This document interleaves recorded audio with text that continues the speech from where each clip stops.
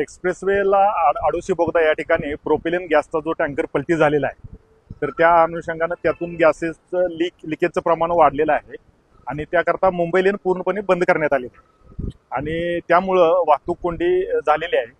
तर पुणा लेनची जी बाजू आहे ते पूर्ण खालापूर टोल प्लाझा इथपर्यंत वाहतूक कोंडी गेलेली आहे। जी पुण्याची बाजू आहे तर ती पूर्णपणे 10 ते 12 किलोमीटर लांब गेलेली आहे वाहतूक कोंडी।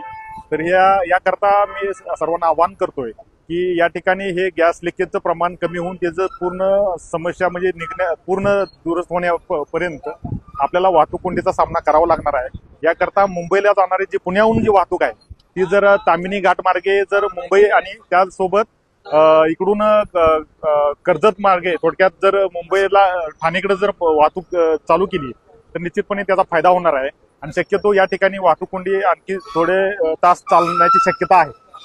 NDRF टीम आणि त्यानंतर इथं जे अपघातग्रस्तांच्या मदतीसाठी जी टीम आणि त्यासोबत BPCL टीम हे तिन्ही टीम या ठिकाणी कार्यरत आहेत। त्यांच्याकडनं शर्थीचे प्रयत्न चालू आहेत। लवकरात लवकर याचं समस्या सुटू शकेल अशी अपेक्षा व्यक्त करतो।